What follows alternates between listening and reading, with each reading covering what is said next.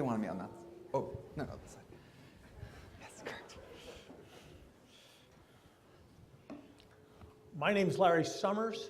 I am delighted to welcome Jason Furman to the forum at the Kennedy School.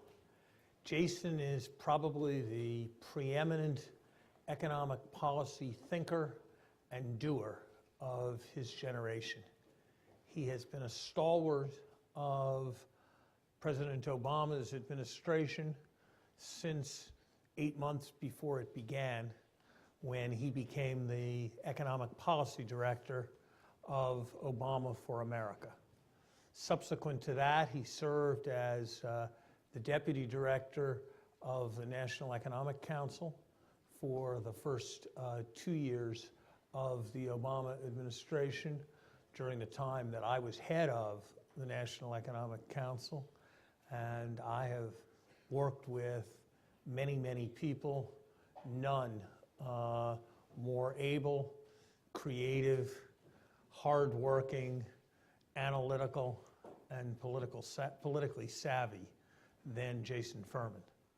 Subsequently, he became assistant to the president for economic policy, working within the National Economic Council under Gene Sperling. And then in August of 2013, he became the chairman of the President's Council of Economic Advisors, where he serves as the principal advisor to the President on the economic analysis of a very wide range of policy issues, and where he has become something of a national oracle on questions ranging from the prospects for future economic growth to understanding the impacts of greater social inclusion on economic performance, to issues relating to inequality. As chairman of the Council of Economic Advisors, he bears primary responsibility for the annual economic report of the president. Jason does all of this following although he is still a young man, distinguished economic career in economic policy, working at the National Economic Council during President Clinton's administration, working in the World Bank in the late 1990s, serving as a visiting professor at virtually every distinguished East Coast university for a brief interval during the 2000s, and becoming a senior fellow at the Brookings Institution and the director of the Hamilton Project for the 2 years before the Obama campaign began. Jason, it is a great privilege to be back with you and to welcome you to the Kennedy School.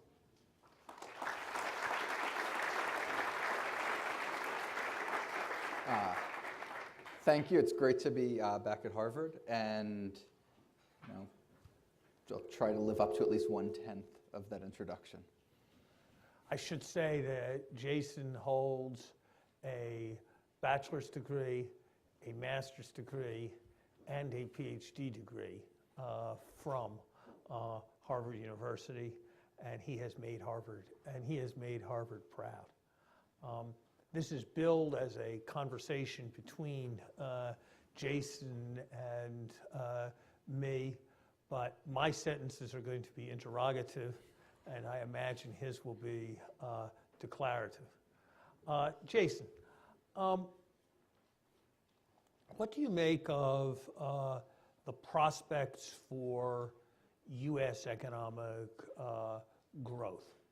Over the last 5 years, the unemployment rate has come down by almost 5 percentage points, and the economy has only grown at below 2.5%. So it has to be the case that much or most of that growth is cyclical, coming with the 5 percentage point reduction in unemployment. And so if the growth is 2.5%, and even half of it is cyclical, and one can make a case that more of it is cyclical, isn't the evidence that we're looking at a pretty serious issue of slow economic growth going forward? And if that's right, why didn't the economics profession understand that a few years ago when everybody was confidently saying that potential growth for the U.S. economy was close to 2.5%?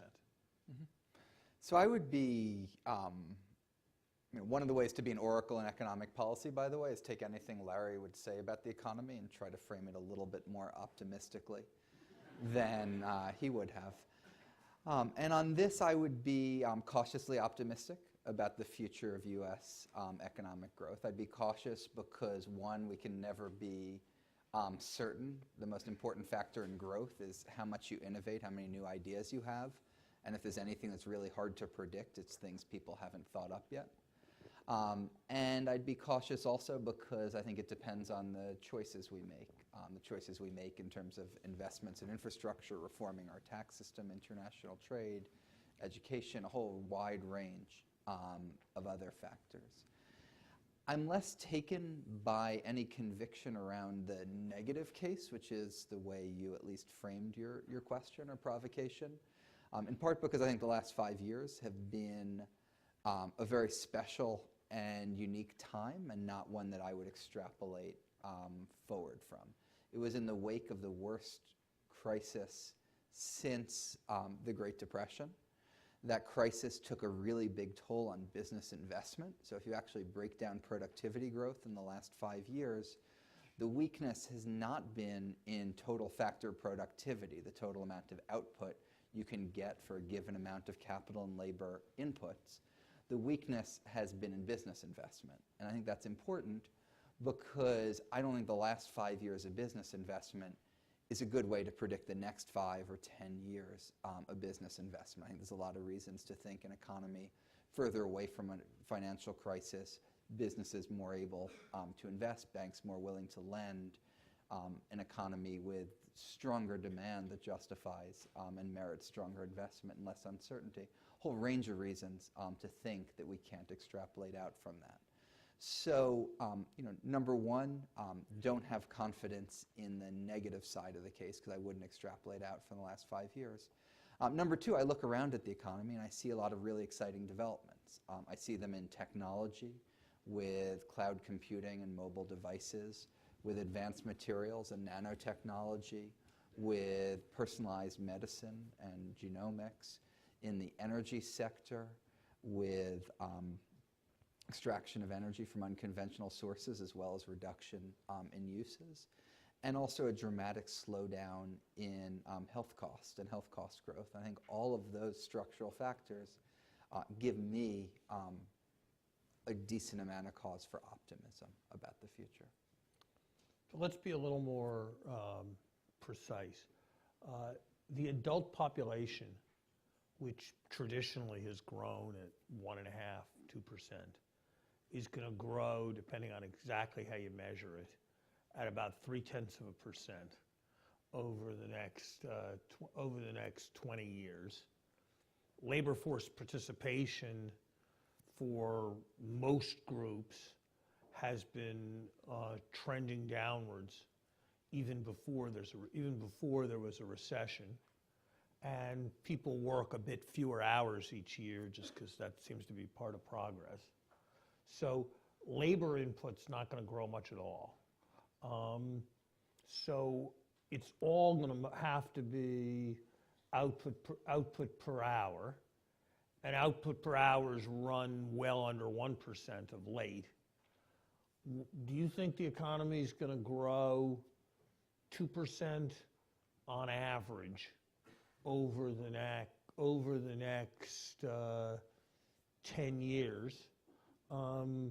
Recognizing that it's kind of going gangbusters now if you look at the employment reports, but most people expect first quarter GDP to be somewhere below 1.5. So what do you expect the growth rate to be over the next decade? Well, one of the misfortunes of working at the Council of Economic Advisors is you get to produce the annual forecast that underlies the budget in cooperation with OMB and Treasury. So we have put our number on it, which is 2.3% over the next decade. That comes from the type of growth accounting exercise that you were just going through, looking that GDP growth comes from how much output you get per hour and how many hours. The hours depend on the number of people, how many of those people are working, and how much they're working. As I put all those together, I don't know that I was doing it very differently than you were just implicitly. The growth in the number of people will certainly be slower in the future, and that has a far-reaching set of economic implications. My colleague, Jim Stock, who's here, was at the Kennedy School at the economics department now, has taught me an awful lot about them and done a lot of research on them. So the biggest difference between our economy now and, for example, the fabulous growth Reagan had in the 1980s was simply that the prime age population under President Reagan was increasing at nearly 2% a year. Now the prime age population is actually declining. So you want to adjust for that. First of all, once you've adjusted for that, we could have productivity growth above 2%, hours roughly stabilizing, participation stabilizing, but a lot of that's going to depend on our choices. You talked about the participation rate declining. If we had more support for childcare, more flexible workplaces, and less of a tax penalty for secondary earners, we wouldn't need to see the same types of decline in the participation rate that you were building into your forecast.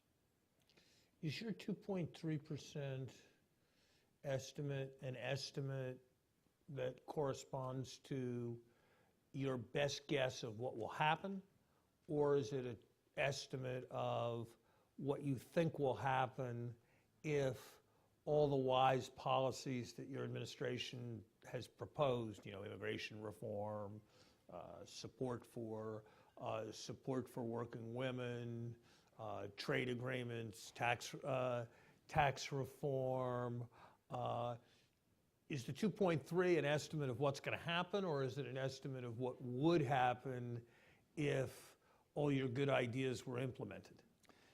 The longstanding convention in administration forecasts is that they're based on the president's policies and assuming the enactment of the president's policies, which I fully expect to happen. You do. I hope your economic forecasting is better than your political forecasting. Though I share your hope that in the vast majority of cases, I share your hope that the policies will pass. Suppose the president's policies were not to pass, and suppose we were to remain roughly gridlocked, and when there were hurricanes, we voted emergency assistance, and when there were wars, we sent our troops to them, but we didn't undertake unforced moves to improve economic performance. What would your estimate of the growth rate of the American economy be then? I don't want to sort of recompute a forecast here in my head right on stage, but it would certainly be lower than what I said. It's going out on a limb. And how much do you think it matters to America's position in the world if we're growing in the 2% range rather than the 3% range that we used to think of as normal? I think, first of all, you do need to adjust it for the change in the population. If your population is growing at 10% a year and your economy is growing at 3% a year, people are going to be a whole lot worse off year after year. If your population isn't growing at all and your economy is growing at 3% a year, people are going to be better off. So just for the position of Americans within the United States, you need to make that adjustment. And if you make that adjustment, one, you wouldn't expect to see as much growth if the workforce isn't growing as quickly. And number two, you wouldn't need to see as much growth. Now, the workforce itself is not a demographic fact that's inscribed in stone. It depends on our choices. And one of the most important choices it depends on is immigration reform. And that slowing growth of our population is one of the big motivations for immigration reform, which we can come back to. There's a second issue, which is just relative standing of the United States in the world. And the United States has, at market exchange rates, the largest economy in the world.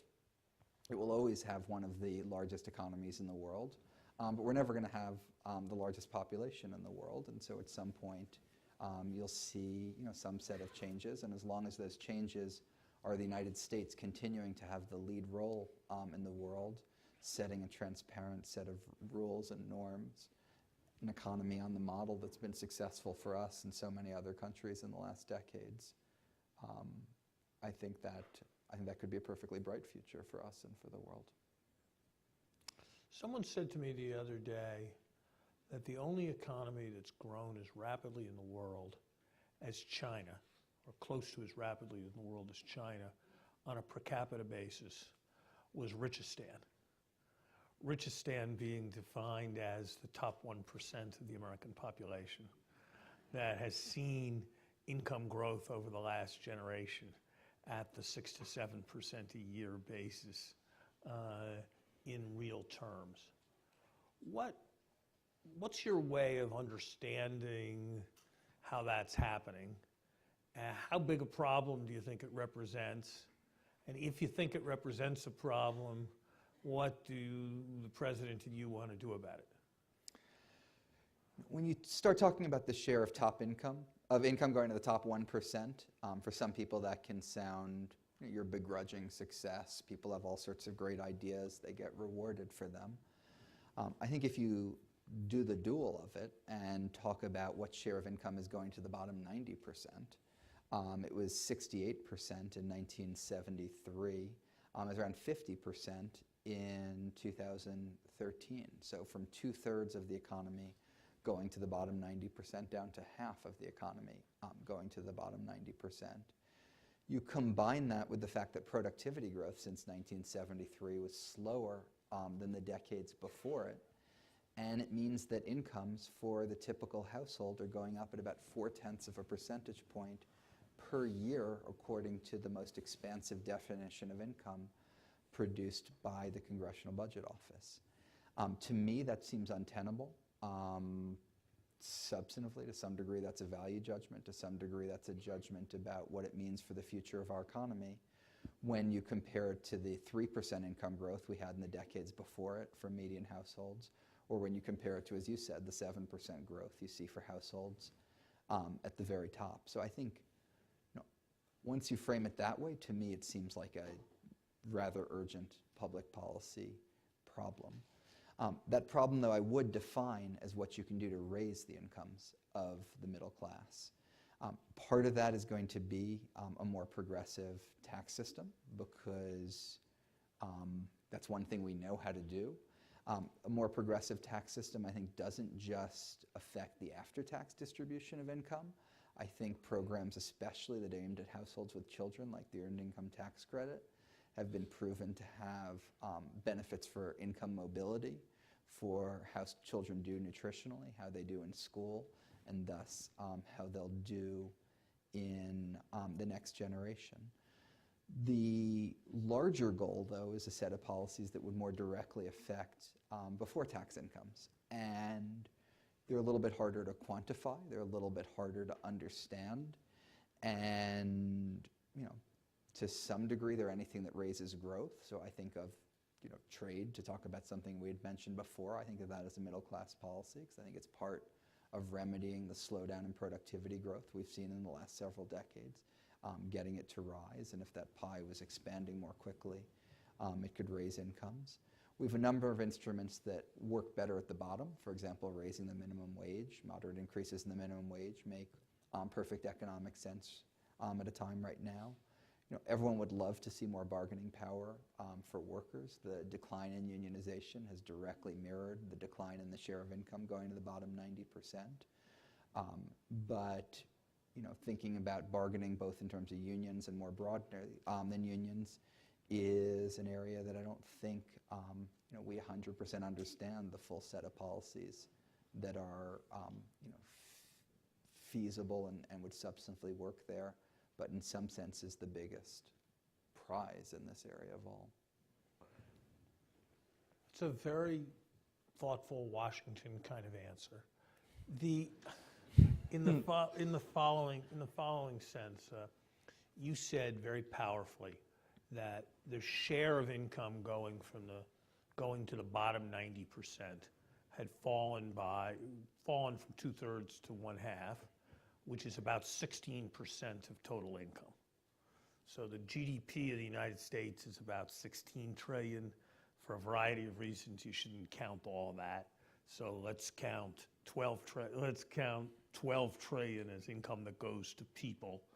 So 16% of that is $2 trillion. The whole earned income tax credit is $50 billion a year.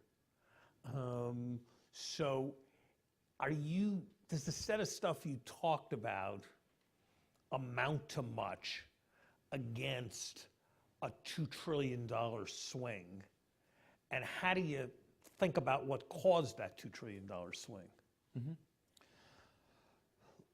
Let's look at the very bottom and look at poverty. If you measure poverty just based on market income, don't count taxes and transfers at all, which is something different from the official poverty rate, you basically see it unchanged from 1968 through the present. If you take into account taxes and transfers, the poverty rate has declined by 40%. So there, you're obviously talking about a smaller fraction of the income you were just describing and a smaller fraction of the people that we were just talking about. But policy has made quite a large difference over the last 50 years in dealing with poverty.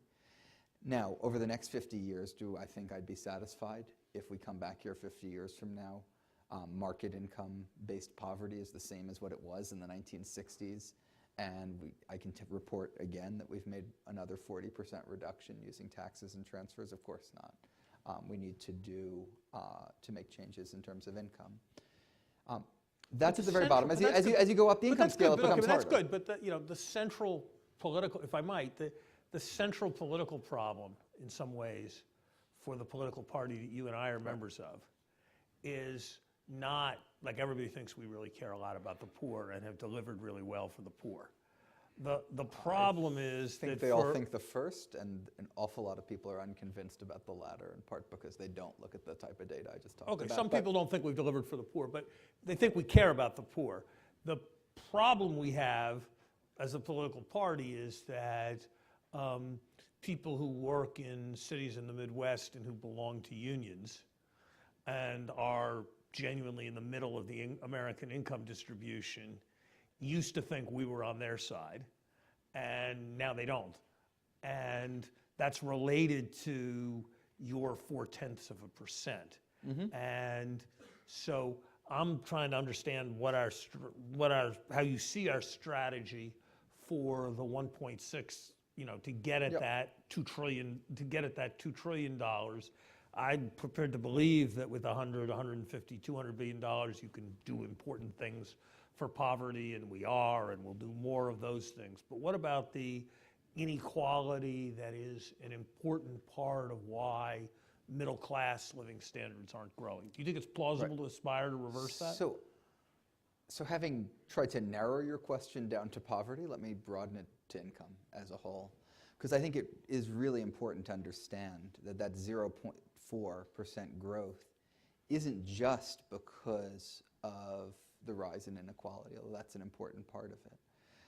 In the last economic report of the president, we did a decomposition. We did a thought experiment that said, number one, what if productivity growth had grown from 1973 to the present at the same rate it did from 1948 to 1973? And what we found was if you just did that thought experiment, incomes would have been 60% higher in 2013. If you had frozen the share of income going to the bottom 90% at what it was in 1973, incomes would have been about a quarter higher. And if you'd continued to have an increase in participation rate the way you'd seen for women, they would have been about 5% higher. So all three of those factors, the overall productivity growth of the economy, number one, inequality, number 2, and participation, the number of people who are working, number 3, are what's shaping incomes. And I think we need to operate on all 3 of those dimensions. Number 1, in terms of productivity, we don't have any way to raise productivity by 10% next year to remedy the problem you said. I think we have a lot of things that could raise productivity by 2, 3, 4, 5 tenths a year, and then after a decade or 2, that really accumulates up quite a lot, and we've alluded to some of those already in our discussion. In terms of inequality, I think education has played an important role, the slowdown in educational attainment. Again, expanding preschool isn't going to change those incomes tomorrow, but it's going to first of all fulfill a notion of equality in terms of equality of opportunity that almost no one would debate. And second of all, have large benefits in the future. And third of all, have some collateral benefits today in terms of enabling more parents to work who choose to work. And finally, I think there's a lot of policies. I mean, preschool would be a good example of it, that operate on all of those dimensions simultaneously, that expand growth, that reduce inequality, and that help more people participate in the labor force. There's certainly things where there's trade-offs between the 3, and where there are, we should evaluate them in terms of what they do for the incomes of middle class and those trying to get into the middle class. But before we even get to the trade-offs, there's an awful lot of low-hanging fruit that isn't going to solve the problem overnight, but by tenths and tenths accumulating over years and 10 years and 15 years really will make quite a profound difference. Jason, let me ask you a different kind of question. You studied for a PhD in economics here. You wrote a very good thesis. You were a very good student in your graduate courses.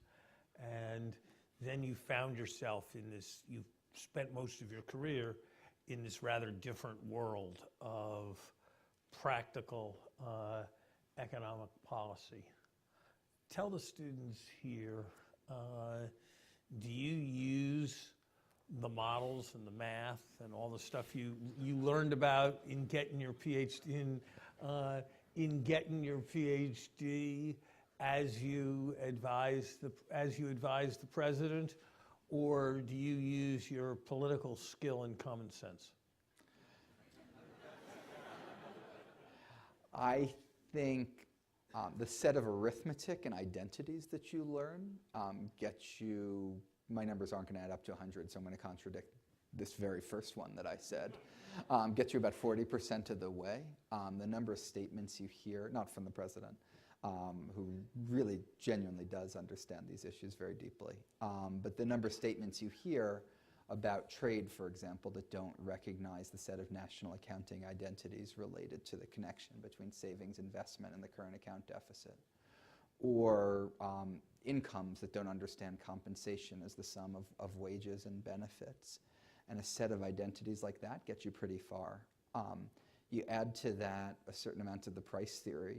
You learn in introductory economics. So when a price of something goes down, the demand for it goes up and the supply of it goes down.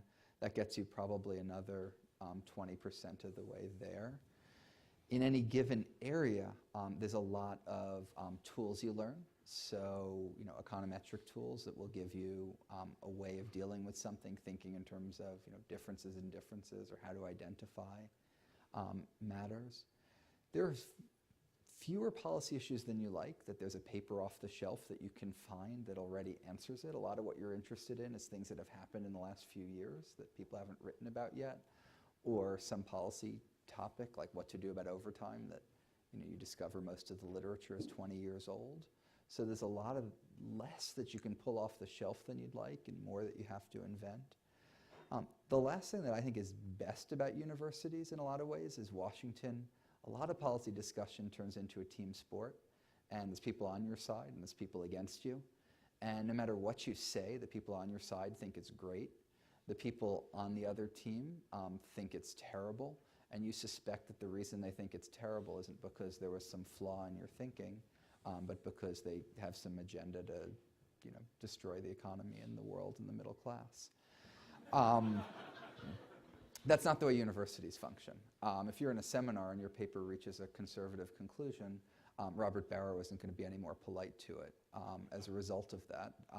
And the converse is also true. So I think that habit of thinking that you get in a university, and I think you get it particularly well in an economics department, is one of criticism, debate, exposing assumptions, trying to figure out what's right and wrong without dividing it up into what I think can be the little bit of the brain deadness of teams. And I think that attitude and discipline is one I've tried to take into policy making and really think more critically, try to figure out if things are right or wrong, subject things to scrutiny, because I think if you care about the middle class, you care about the different questions we've been talking about, you want to work hard to figure out if maybe something you're doing is wrong or should be done differently. What worries you most about the United States' economic future? It's, again, middle-class income growth, and I would say I think productivity growth is the most important lever for that, both because it directly feeds into income, also because it determines what our fiscal future is and how much we'll be able to afford to solve the problem insofar as it's not solving itself. One of the things that's happened since you graduated from Harvard is, I think it's fair to say, is that our students are, on average, at least as idealistic as students were when you graduated from Harvard. But the fraction of them who find government to be an attractive direction for their idealism has gone down.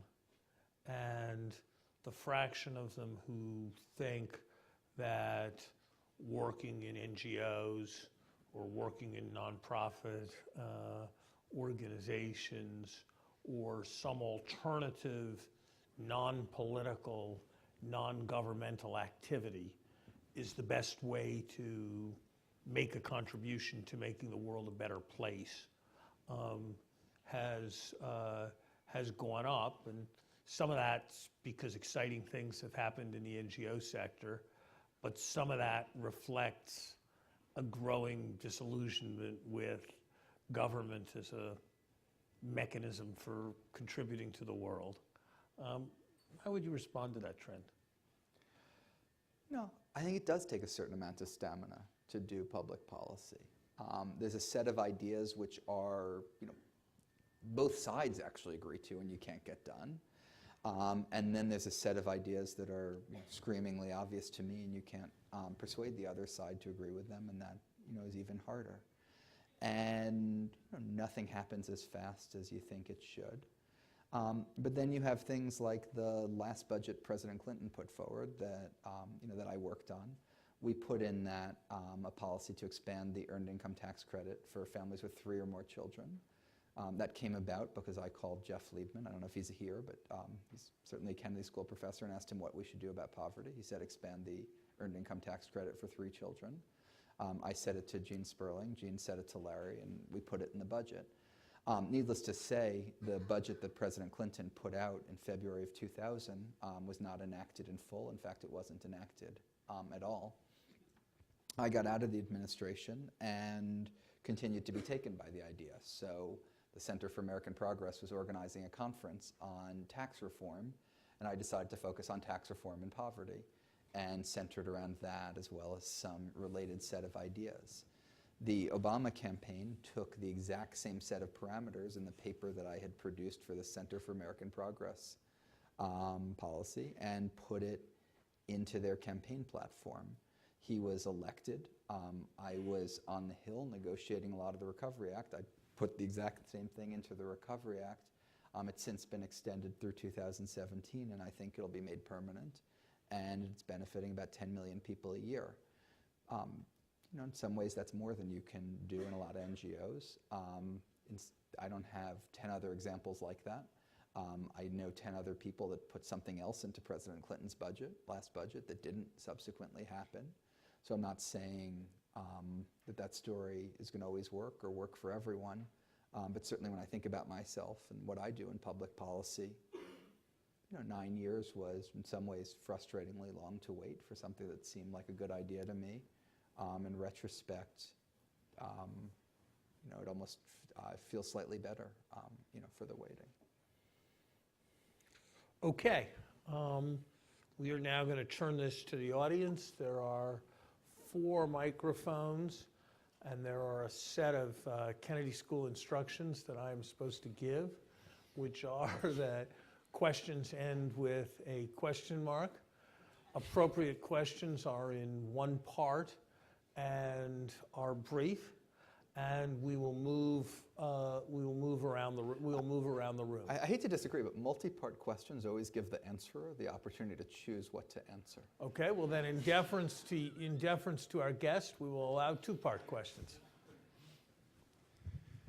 Mr. And Furman, please introduce yourself too.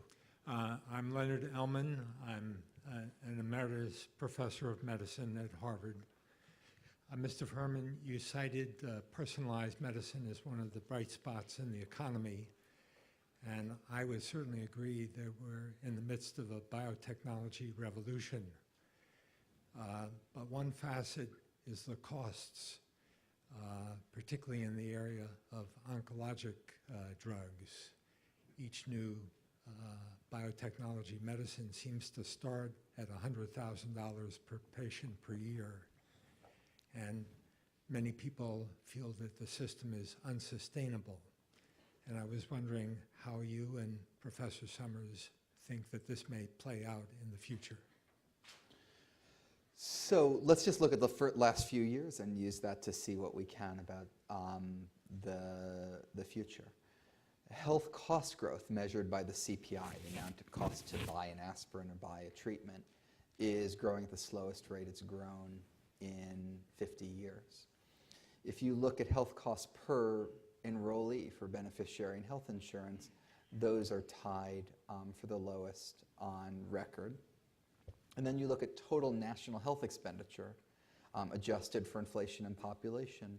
The 3 slowest years ever recorded are 2011, 2012, and 2013. Of those 3 that I talked about, the first 2 are continuing into 2014 and 2015, based on all the data we have. The third, total national health expenditures, is having a level change up as we expand health insurance to more people, but it's not one that has collateral impacts on the people who already have insurance. Their costs are continuing to grow slowly. So I think, contrary to the premise of your question, we're going through a period of slower health cost growth. Initially, this was dismissed or not recognized because people thought it was a byproduct of the recession. As the economy gets increasingly stronger, that notion is increasingly less tenable as the primary explanation of it. Moreover, you see the slowdown in areas like Medicare that aren't cyclical. You see it in health prices more than quantities, and prices are less cyclical than quantities. So having ruled out that explanation of the recession, which we think of as temporary, that leaves a range of other explanations, a number of which are permanent. I think part of it is just what we've done to the growth of the way in which we reimburse in Medicare. We're shifting our payment models away from fee-for-service, putting a greater emphasis on value, on bundled payments. And so I think a number of these changes are in the 80% or whatever it is, the health costs that aren't drugs, are resulting in quite slow growth. Within drugs itself, you have contrary movements. You have drugs coming off patent lowering prices. You have this set of developments raising cost growth. But I think overall, if we get our incentives right, we can take advantage of a lot of these developments to continue to have at least some of the slowdown in health costs that we've seen in recent years persist going forward. Hi, my name is Ben Bolger, and I'm a Harvard alumnus. I have a question for actually both of you. Looking back historically, the United States made a decision to go off the gold standard in the 20th century. I'm just wondering, as you look at the modern economy, was there anything unexpectedly good or unexpectedly bad about that historical decision? I think the fact that after 2007, we didn't see our unemployment rate go up to 25% and lose a commensurate amount fraction of our output in the way that we did following a similarly sized shock in 1929 is in part because instead of being on the gold standard, we had flexible monetary policy. We're able to respond accordingly and combine that with a vigorous fiscal and financial response as well. I would add that Jason's answer is reinforced by a consideration of the European experience and the difficulties that Southern Europe is having are closely related to the inability to provide easy monetary policy in response to conditions that would normally require easy monetary policy, and that relates to their membership in the euro. I think in retrospect, at least in the context of a world like the modern world, the gold standard does not appear to be an optimally designed monetary policy system. That segues well to my question. Sometime around the 1930s. Why don't you introduce yourself? I'm sorry? Your name? Oh, I'm Jared Rubenstein. And around the 1930s, John Maynard Keynes made a prediction about what's going to happen in his grandchildren's generation, and he predicted that the work week would really go down and people would have a lot more leisure. But that really hasn't happened, right? Because the standard work week is still 40 hours, and a lot of people work longer weeks than that. So how come all this technological progress hasn't translated into people being able to enjoy more leisure? And is that influenced by a bias towards maximizing GDP instead of maximizing well-being? I think a lot of this reflects choices that people make, and I'm not going to second guess that set of choices. And if somebody is choosing between the set of consumption goods and a set of leisure, that seems like a reasonable choice to make. We have that income problem that we were talking about before, the combination of inequality and productivity growth that has slowed that income growth. For a while, we were able to mask that as more women came into the workforce, and you had more two-earner couples instead of one-earner couples, and that kept incomes propped up to some degree. But I also think, while I wouldn't second-guess those judgments or make those judgments really an aim of public policy, I think the public policy should be a little bit more towards encouraging neutrality and let people make that choice. And if anything, by necessity, public policy is the opposite of neutral. If anything, tilts towards leisure and away from work. Outside of public policy, to have a national conversation and ask the type of questions you have, it's certainly something I ask myself as I work. It's something that there's some rat race element to life. There's some relative status and income element to life. And so to have a cultural conversation about that seems to me like a worthwhile conversation to have. It just feels like less of a public policy problem. May I Yeah, just of course. add something? When I was an Ec 10 teaching fellow here 40 years ago, we taught round about the 6th lecture to people in their freshman year about how the supply curve for labor was backward bending. And the idea was that as wages went up, people worked more and more, but then past a certain point, you got rich, and so you basically had enough money, and so if your wage went up more, you would decide to work less and enjoy leisure because you had enough money. And that we taught that in part because that's what Keynes had said, and we taught that because a reasonable reading of the data at that moment was that that was kind of the way human behavior worked. A reasonable reading of the data today is no longer that way. People who have higher wages seem to choose to work more hours than people who have lower wages, and that seems to be the general choices that people make. And so as we've gotten richer, you can get a lot more extra stuff by working for one more hour than was once the case, and so people decide to work more.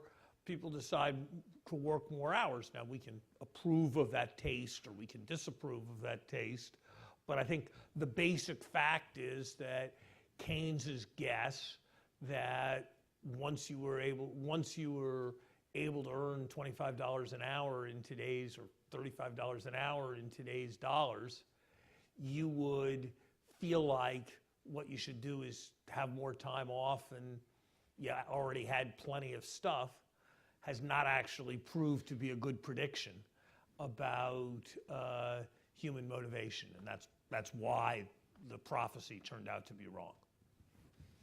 Hi, first off, I want to thank you both for coming tonight and speaking. My name is Eric Hollenberg. I'm a sophomore economics concentrator at the college. And so when Rahm Emanuel was working in the Obama administration, right around the time when Mr. Summers, you were there, as well as Mr. Furman, he said, never let a crisis go to waste. And he's why the quote is saying that, given the benefit of hindsight and maybe the 2020 that it gives us, looking back on the financial crisis, and open question for both of you, what do you think are some of the bigger policy objectives that the U.S. government and the Obama administration may have not capitalized on for a variety of reasons, as well as the international financial community when looking at the IMF or other bodies? As someone who still works there, maybe I can do what we did capitalize on, and Larry can share his regrets. I think we did. We did quite a lot. I think on the fiscal side, it's actually underappreciated because people just think about the Recovery Act, which was about $750 billion of net stimulus. And they missed the fact that after the Recovery Act, there were another 12 pieces of fiscally expansionary legislation: payroll tax cuts, hiring incentives for the long-term unemployed, tax incentives for infrastructure investment, support for teacher jobs, cash for clunkers, et cetera. That when you add it all up together was another about $700 billion, so $1.4 trillion of fiscal support in total. And I think that vigorous response, together with monetary, financial, and other policies, is part of why the United States recovery happened a lot sooner than most of the other advanced economies and than most of the history of financial crises we've been through. If I have any regret about that whole set of things, it was that each one of those things took so much work. And if just the first time we'd put in a trigger that said if the unemployment rate is still above blank, then such and such tax policy will still be extended, such and such unemployment benefits will still be extended, it would have been a lot less effort and freed us up to do more instead of sort of slogging through the trenches on passing all 12 of those measures I just described. Unemployment insurance for the long-term unemployed then might not have gone away when it went away in 2014 when Congress refused to extend it. And the time we had a next recession, maybe we'd even have those triggers in place so you wouldn't need to make the case yet again. It would be a little bit more automatic. So trying to have a little bit more of a, not just the immediate response, but putting in place automatic stabilizers that on a permanent footing were better would have been something I wished we could have done. So I guess I inadvertently just answered your question. I'll give you a different answer. There's a standard technique which Jason sort of used and which I'm about to fully embrace, which is when you're associated with the administration and you're asked what your biggest regret is. Your biggest regret is always that Congress didn't do something the administration asked it to. Because that way you've expressed a regret, but you've expressed full satisfaction with your administration. In 2009, the United States negotiated a new set of understandings at the IMF, under which the IMF would have more money to respond to financial crises, and in which rapidly growing countries like China would begin to have a level of influence and vote proportional to their economic scale in the world. The United States led and drove and persuaded all of the other countries to accept those changes, which were somewhat problematic for some of the traditional European countries in particular, that were going to lose share. 5 years, almost 6 years later, 181 countries have approved that change. So it's ready to go into effect, except one country has not approved that change. That country is the United States. As a consequence, we are holding down the capacity of the IMF to add confidence to the world at a moment when there's substantial questions in emerging markets. As a consequence, while we have all this rhetoric about shaping a new global order, the truth is that China still only has 2.5% of the vote at the IMF. And we're taking the position, we have taken the position unsuccessfully, that China should not be able to start a global development bank to do infrastructure in Asia. And they can quite legitimately ask, excuse me, you guys have had 5.5 years to support a reasonable role for us in the IMF, and you have not done it. And so we have basically ushered in that change with legitimacy on China's part. And it is a terrible reflection on our political system that we have not been able to find a compromise. And it is a symptom of a broader problem, which is that we have great difficulty getting the executive branch and the legislative branch together on international organizations, international trade agreements, and the kinds of steps that are necessary for the United States to be a leader in the global economy. My name is Thomas Insua. I'm a student here in the Kennedy School. So my question is, when asked by Professor Summers about what worries you about the future, you didn't mention climate change, when in the current business as usual scenario, we're expected to receive very likely highly catastrophic human and economic impacts, as for example quantified by the Bloomberg's Risky Business report. So my question is, in your work in the White House, how high is it in your list of concerns when doing forecasts, and how does that inform your interaction with other areas of government who are supposed to work on mitigation, on climate change mitigation? I'm glad you asked that question, because it gives me an opportunity to remedy the deficiency from earlier. Absolutely, it's a huge concern, and it's a huge priority. And I think if the question had come to me as the fate of the planet rather than macroeconomic variables that show up in your forecast, my mind might have been led to that rather than where it was. It doesn't have a huge impact on the prediction for GDP growth in the year 2015 or 2016. It has a huge impact on our future, and a number of the steps, and this is important in terms of 2015 or 2016, a number of the steps that you can take to curb climate change also have a side effect of reducing a number of other pollutants that actually do affect social welfare, for example, asthma and a number of other diseases that people actually get today. So it isn't just about the future, it's about today. We're obviously doing everything we can in terms of the Climate Action Plan, of which a set of rules associated with existing and new sources of emissions at power plants that CEA and when Jim Stock was at CEA worked really closely on, and we've continued to work very closely on because we are convinced that the longer we wait, the more costly it is to deal with that problem. I'm going to take 2 more questions. Yes, sir. Hello, my name is Ray Fong. I'm an alumni of Harvard. Since I'm speaking to 2 prominent members of the Democratic Party, I would like to ask you a question. I know it's going to be rather tough. May I ask you, gentlemen, are there any policies traditionally supported by the Republican Party that you actually think are sensible? And are there any traditional policies supported by the Democratic Party that you think may not be so sensible? Or is it that every single policy supported by the Republicans are automatically terrible, and every single policy supported by the Democrats are automatically wonderful? So let me give you 2 that have been more associated with the Republican Party, rightly or wrongly, in terms of if you did a vote count or you did what they're associated with. One is that the United States has the highest business tax rate of any advanced economy in the world. I think that's problematic in terms of the location of global investment and economic growth in our country. I think you combine that with an international tax system that's broken, that further impedes competitiveness.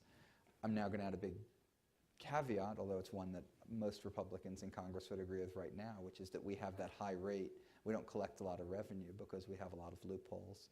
Our international system pretends it taxes you heavily, but it doesn't actually tax you at all. So it's a combination of distortion without what you'd normally get in exchange for distortion, which is some revenue. And so I think reforming the business tax system to bring that rate down, address some of those loopholes, and have an international tax system that's more globally competitive and better at eroding our tax base is a step I think would be very important to our economy.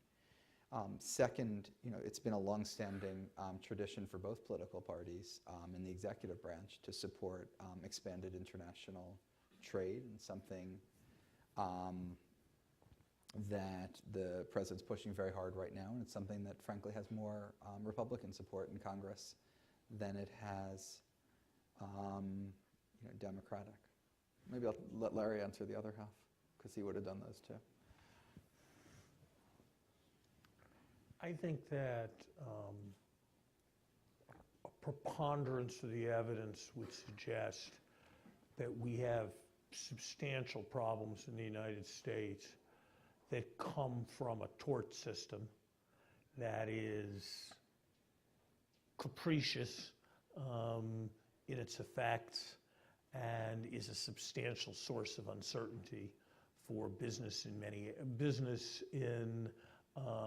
many areas, and that could valuably, starting from medical malpractice but moving well beyond medical malpractice, be reformed.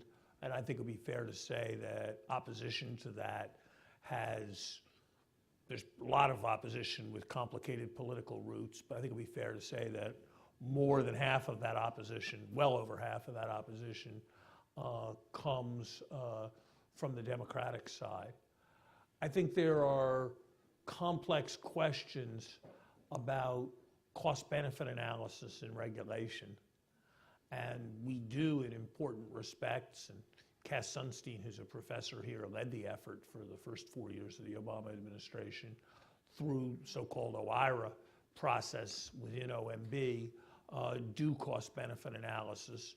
But we should do more cost-benefit analysis before regulations go into effect. And I think it's fair to say that the pressure from Republicans has been in the direction of more cost-benefit analysis. And I think, and the corollary of that is that there's been resistance from Democrats. And if I were the czar, we would do more cost-benefit analysis than we do. I think humor aside, and my putting one question to Jason that referenced our political allegiance. I think one of the things that actually is gratifying, and it's something that I think students are struck by in the course that Marty Feldstein and I teach together, that there is a great deal on which serious economists who've studied economics agree on, regardless of some of the values orientations that lead some people to be Democrats and lead some people to be Republicans. So I think it would be a very serious mistake to think of most of the content of economic policy as being partisan, and that if you put Jason and Glenn Hubbard together, they would agree on a great deal that was in the public interest, but was not but would run into substantial political difficulty, and that the gaps between what economists think and what many others think are at least as large as any gaps between economists who are Democrats and economists who are Republicans. Can I just add one very small thing to that too? I think also there's more agreement than people appreciate. When there's disagreement within the professional discourse of people that have studied the issues, I think the disagreement is narrower than it is outside it. So even on an issue that Glenn Hubbard and I would disagree on, what fraction of tax cuts pay for themselves, he, or at least Greg Mankiw, would say 15% of income tax cuts are paid for by the economic growth that ensues. I tend to look at assumptions that make the number much smaller, but that's a lot smaller than the range of disagreement outside of that professional fraternity. Just to make the point one more way, I think most people who've watched, and everyone who's watched who's been thoughtful, would feel that there's been enormous continuity between the policies of the Bernanke Fed and the policies of the Yellen Fed. This despite the fact that Bernanke was the former chairman of George W. Bush's Council of Economic Advisors, and Janet Yellen was seen as somebody who was probably in the left half of the Democratic Party. And I think that reflects the fact that a lot of the judgments that economists are asked to engage with are really technical and are not heavily suffused with political content. Yes? So my name is Julian Duran. I'm a first-year student at the college, and my question is regarding the housing market. So it's traditionally been a strong driver of economic growth, but we know when there's excess leveraging, that becomes a problem. But subprime mortgage lending nowadays is on the rise. Obama loosened mortgage lending standards last year. So my question to both of you, is should we contain this excess before it becomes a problem again? I think the problem we have today is the opposite of the premise of your question. Looked at in a wide range of ways, mortgage credit now is a lot harder to get than it was at the very beginning of the 2000s, which is before the set of bad mortgages that caused the problem were originated. Financial institutions and, to some degree, their supervisors have overcompensated for the crisis. And so I think credit right now is still too tight. The pace of home building is about 1 million homes a year. Just looking at the underlying demographic growth in our country, it should be more like 1.5 million homes a year. So we're underperforming relative to the fundamentals in terms of building homes. And then, finally, things like, attempting to look at ratios of rent to own and the relative costs of those,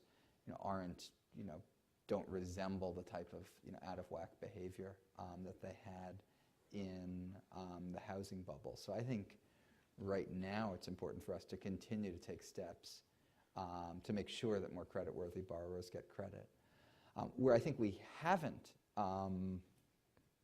succeeded, and to follow the Larry Summers formula of answering these, is reforming our housing finance system that's going to put us on a more sustainable footing going forward. So at this moment, right now, and credit's too tight. I think going forward, replacing Fannie and Freddie with something else, putting the risk within the financial system and within capital markets well before it gets to the taxpayers, having any residual portion being borne by the taxpayers paid for ex ante by fees, is something that's really quite important to do, and something that we're certainly trying hard to get done. You will have the last question. My name is Yuan Tian. I'm a fourth-year PhD student in economics, and thanks for your conversation. My question is regarding the immigration policies. Since I want to ask both of you, what's your opinion on the recent changes in the immigration policy, and what's the effects of such kind of policy on the labor forces and on the economic growth? As an econometrician, my question is that recently there is some debate on the fundamental of how to calculate GDP. And what's your opinion on the calculation of GDP? Thank you. You asked a two-part question, so I think I'm going to mostly answer the first part.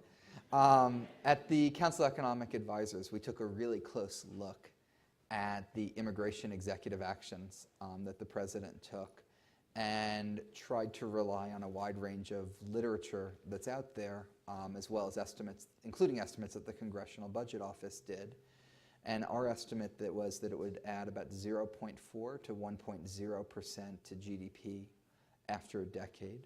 It would do that in part because it would expand the quantity of labor, mostly on the high-skilled side by letting some people work who wouldn't otherwise work. But it would also improve total factor productivity, which is something the Congressional Budget Office found. You see that most obviously with high-skilled, where higher rates of patenting, innovation, entrepreneurship, job creation in the United States. But I think it's also true if you take the undocumented population here in the United States, give them more certainty, they can move to jobs that they're a better match for, make investments in education or starting a business, and a number of other ways contribute to our economy as well. So I think that executive action will add to the economy. Legislative reform to our immigration system would add a lot more to our economy, almost a factor of 10 more, at least than the lower bound estimate that I just gave. But that was about as far as we could push it administratively. The measurement of GDP is a very big question. I don't know what aspect of it you're getting at, but I think our statistical agencies do a very good job of measuring it as best as they can. I think within the concept they've defined, there's a lot of challenges about measuring things like Google that are unpriced. And then GDP doesn't tell you everything, so you shouldn't look to GDP to answer questions that are broader than GDP. It should be one input into the questions that you ask. I'm going to give use your answer use your question as a basis for giving a brief plug for economics, and then I'm going to give Jason a chance to say a final word, so he should figure out what he wants to say. What comes to mind in your question is an opportunity to really say how economic research makes a difference. There was really a good natural experiment for studying immigration that happened some substantial number of years ago. Because of a set of developments in Cuba, over about a 2-month period, an amount of people that represented about 7% of the population of Miami all arrived at once. And so that's kind of an experiment, like you had a big increase in immigration. And some people thought you had only so many jobs, and if you had all these immigrants, there was going to be much more competition for the jobs, and so wages were going to plummet and Americans were going to get unemployed. And other people thought, well, it was really a lot more complicated than that, because when people came, yes, they took jobs, but they also spent money and needed houses and bought stuff in the grocery store. And so it would all sort of work out. And because, as a consequence of the desire of economists to do research, there was actually systematic data available that let one study every few months what wages were in Miami. The question could really be answered. And David Card, a distinguished professor at the University of California at Berkeley, studied the question and essentially concluded much more the second view, that there wasn't disruption. And that doesn't resolve the question of what U.S. immigration policy should be, and there's certainly controversy about the details of his study. But I think it's fair to say that as a consequence of a study like that, most people who are honest and thoughtful have adjusted their views on what the consequences of immigration are. And I think the ability of American universities to have professors who do studies like that, and the ability of our system to have economists like Jason, who, when they're in government, are fully conversant with that literature and can translate it for presidents and other senior political figures, contributes to our having substantially better economic policy and therefore substantially better outcomes than would otherwise be the case. Jason, a final word. We heard an allusion before to a crisis being a terrible thing to waste. And I think in that moment of crisis in 2009 and 10, we did a huge amount. And because of that, I think we're very much out of the crisis. We're not all the way recovered. The unemployment rate could go down lower.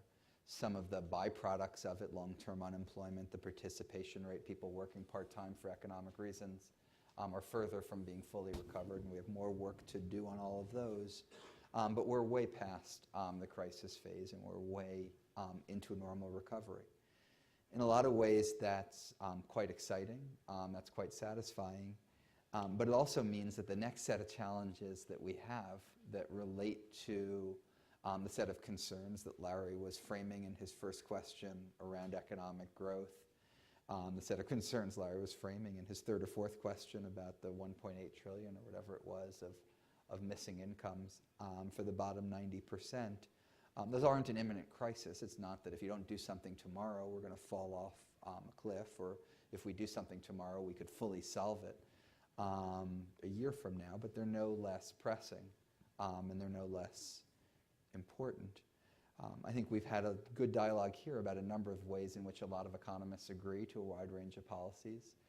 I'd broaden the field from economists. There's an awful lot of people in Washington, including elected leaders from both parties in both chambers that agree on a lot of the different policies that we've been talking about here in areas like immigration, tax reform, education, trade. And but even that isn't sufficient to make it happen.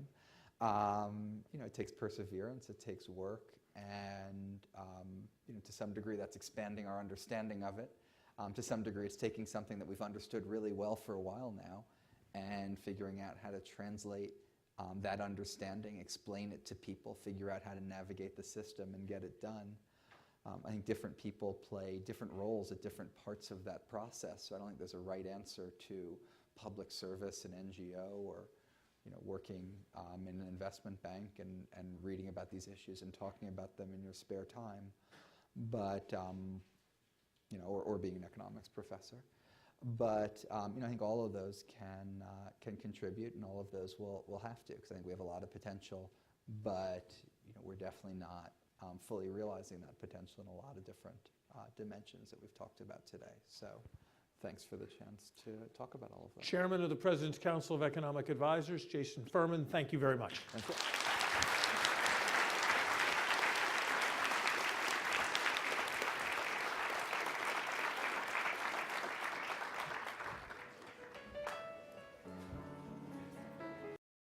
Medicine and genomics, in the energy sector with extraction of energy from unconventional sources as well as reduction in uses, and also a dramatic slowdown in health cost and health cost growth. I think all of those structural factors give me a decent amount of cause for optimism about the future.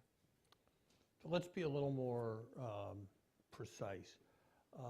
The adult population, which traditionally has grown at 1.5%, 2%, is going to grow, depending on exactly how you measure it, at about 0.3% over the next 20 years.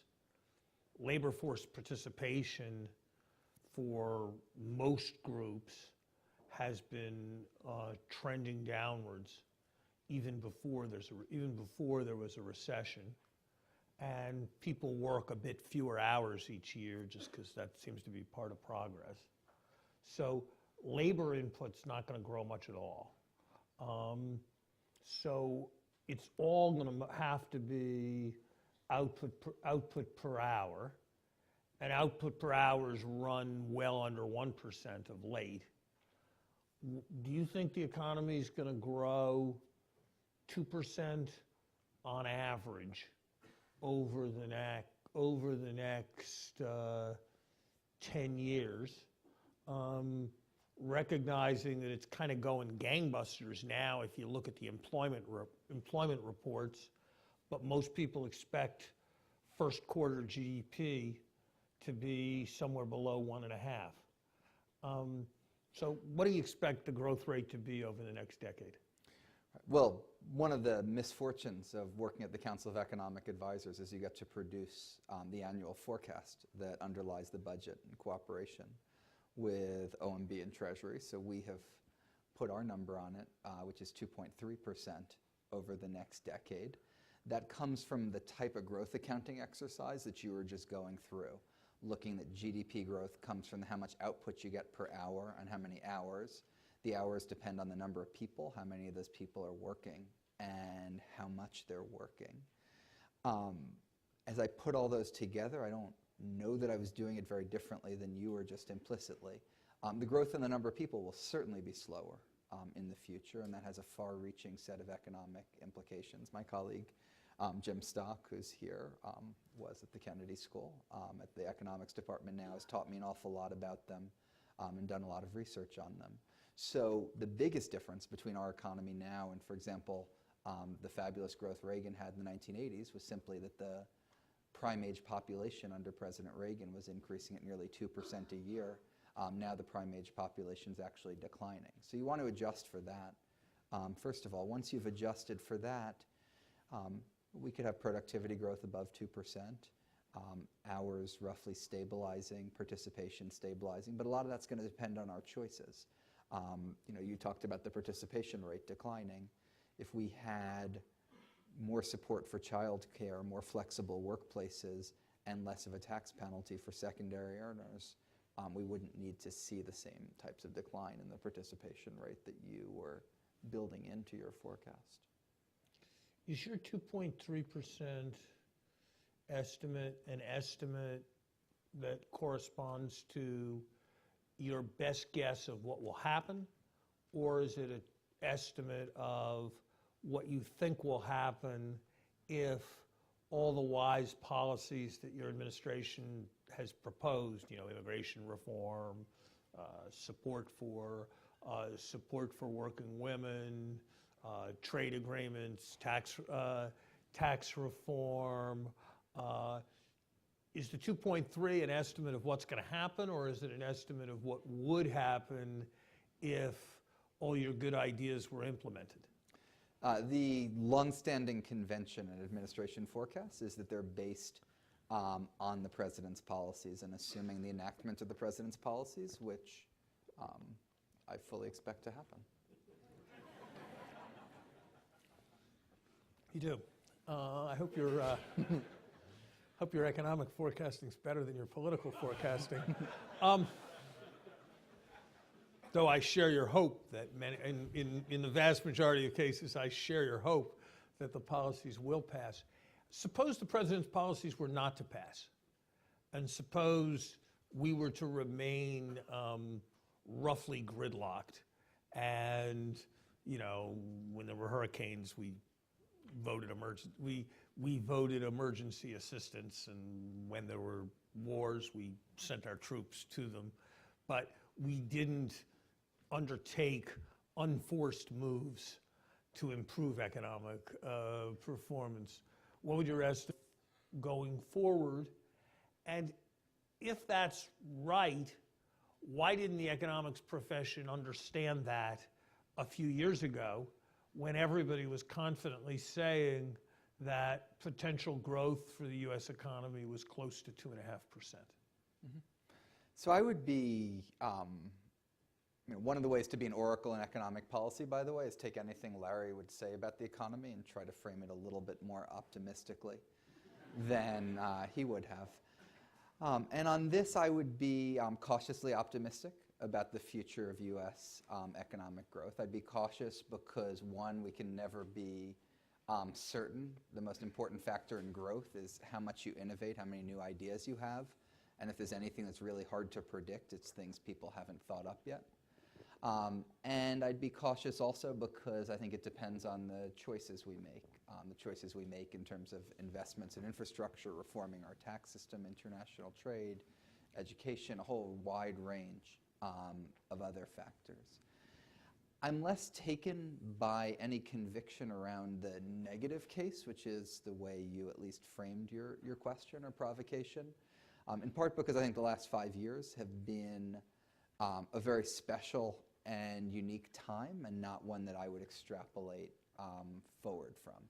It was in the wake of the worst crisis since the Great Depression That crisis took a really big toll on business investment. So if you actually break down productivity growth in the last 5 years, the weakness has not been in total factor productivity, the total amount of output you can get for a given amount of capital and labor inputs. The weakness has been in business investment. And I think that's important because I don't think the last 5 years of business investment is a good way to predict the next 5 or 10 years of business investment. I think there's a lot of reasons to think an economy further away from a financial crisis, businesses more able to invest, banks more willing to lend, an economy with stronger demand that justifies and merits stronger investment and less uncertainty. A whole range of reasons to think that we can't extrapolate out from that. So, number one, don't have confidence in the negative side of the case because I wouldn't extrapolate out from the last 5 years. Number two, I look around at the economy and I see a lot of really exciting developments. I see them in technology with cloud computing and mobile devices, with advanced materials and nanotechnology, with personalized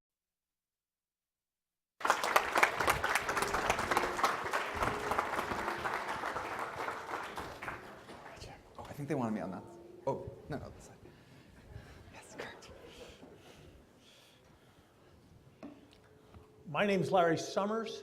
I am delighted to welcome Jason Furman to the forum at the Kennedy School. Jason is probably the preeminent economic policy thinker and doer of his generation. He has been a stalwart of President Obama's administration since 8 months before it began, when he became the economic policy director of Obama for America. Subsequent to that, he served as the deputy director of the National Economic Council for the first 2 years of the Obama administration, during the time that I was head of the National Economic Council. And I have worked with many, many people, none more able, creative, hardworking, analytical, and politically savvy than Jason Furman. Subsequently, he became assistant to the president for economic policy, working within the National Economic Council under Gene Sperling. And then in August of 2013, he became the chairman of the President's Council of Economic Advisors, where he serves as the principal advisor to the president on the economic analysis of a very wide range of policy issues, and where he has become something of a national oracle on questions ranging from the prospects for future economic growth to understanding the impacts of greater social inclusion on economic performance, to issues relating to inequality. As chairman of the Council of Economic Advisors, he bears primary responsibility for the annual economic report of the president. Jason does all of this following although he is still a young man, distinguished economic career in economic policy, working at the National Economic Council during President Clinton's administration, working in the World Bank in the late 1990s, serving as a visiting professor at virtually every distinguished East Coast university for a brief interval during the 2000s, and becoming a senior fellow at the Brookings Institution and the director of the Hamilton Project for the 2 years before the Obama campaign began. Jason, it is a great privilege to be back with you and to welcome you to the Kennedy School.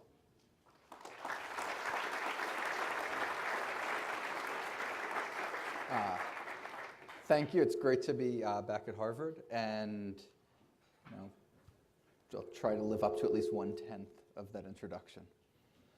I should say that Jason holds a bachelor's degree, a master's degree, and a PhD degree from Harvard University, and he has made Harvard proud. This is billed as a conversation between Jason and me, but my sentences are going to be interrogative, and I imagine his will be declarative. Jason, what do you make of the prospects for U.S. economic growth?